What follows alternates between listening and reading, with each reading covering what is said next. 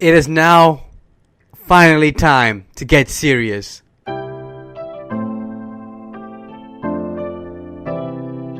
The Toronto Raptors versus the Orlando Magic. The time is now.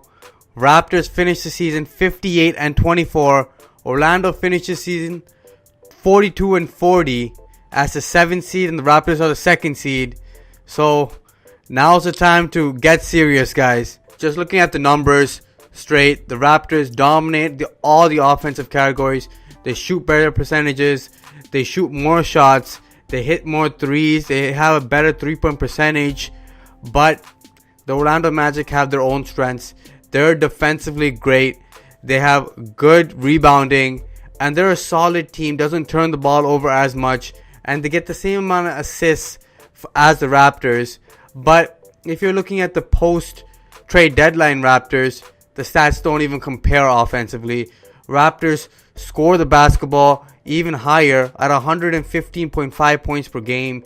They hit the 3-point percentage of about 40, but you're taking like a 27 game average compared to Orlando's 82 game average. But even then, the Raptors with the Marc Gasol impact just pass the ball more often.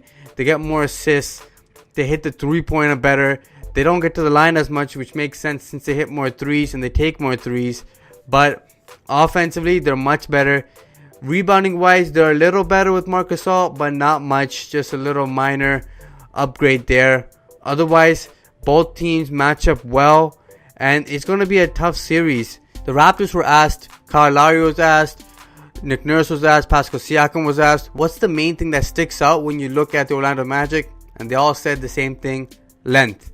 They are lengthy at multiple positions. Other than DJ Augustine in the starting lineup, Evan Fournier is lengthy. Jonathan Isaac is really lengthy. You have Aaron Gordon and Vucevic, who's also lengthy. Not to mention Terrence Ross off the bench. He's also lengthy. Raptors know him. Ex-Raptor Terrence Ross, who burns the Raptors a few times in the season and holds the second highest scoring game for the Raptors franchise history with 51 points. But their team, the Orlando Magic, does not rely on their bench much. Jonathan Simmons is also lengthy. Wes Iwundu is also lengthy. But Mo Bamba is injured, so they don't have that 7-foot monster in the back. Instead, they have Khem Birch, who's Canadian. He's like a power forward type of player, but he plays the center position for the Orlando Magic. But it's fine. The Raptors can really expose their bench with their lineup. But I don't see Nick Nurse playing more than 7-8 guys, especially now that you heard OG just had emergency surgery for his appendix, so he's out for indefinite time. So you don't know if he's coming back for the 2nd round or even the 3rd round if the Raptors are fortunate to make it there. But they're missing him, which really hurts depth-wise at your power forward position, because after Siakam gets his rest, you can't really play anybody at the 4. You probably had to go play Ibaka and Gasol together at times, which I don't know if it's really going to work, because Ibaka has to guard Aaron Gordon, and Aaron Gordon is quite agile, mobile, which would be a tough matchup for him. So we'll see what Nick Nurse goes with. As you've seen throughout the season, the Raptors are a great home team, 32-9 at home, which I believe the Raptors will really utilize in this series. They'll take care of business in both the first 2 games, probably pick up a game on the road, and then probably finish it off in game 5. So I have the Raptors winning in 5 games. So that's me being optimistic, but I also believe Terrence Ross and Vucevic will be on fire probably one of these games, and they'll steal a game.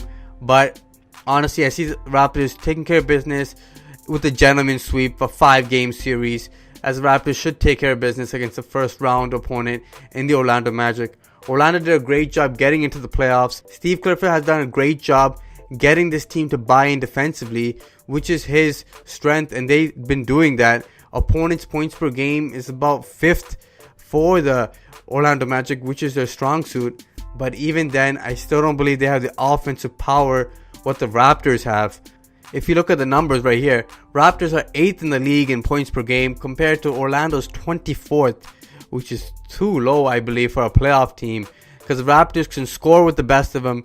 This team is more built for the playoffs. They can score in the half court. They can score on the break. Fast break opportunities will be huge for the Raptors, especially to get Siakam going.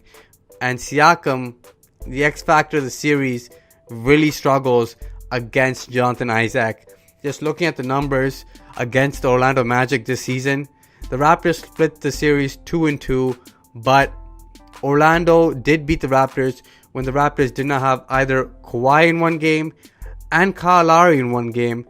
But the Raptors won one game with a Danny Green game winner, so it was tight in that other game. But the Raptors as a whole just need to support Pascal Siakam, because Pascal Siakam averages about 9 points and about 2.5 assists and shoots about 27% from 3 and 34% in the game, in the field goal percentage wise. So he really struggles against Jonathan Isaac. He's the same kind of build. He's tall, he's agile, and he's very mobile defending and on the offensive end. So Pascal Siakam really pretty much meets his match, the same kind of a body type. So he's really got to expose the mismatches when he gets them and attack on the fast break.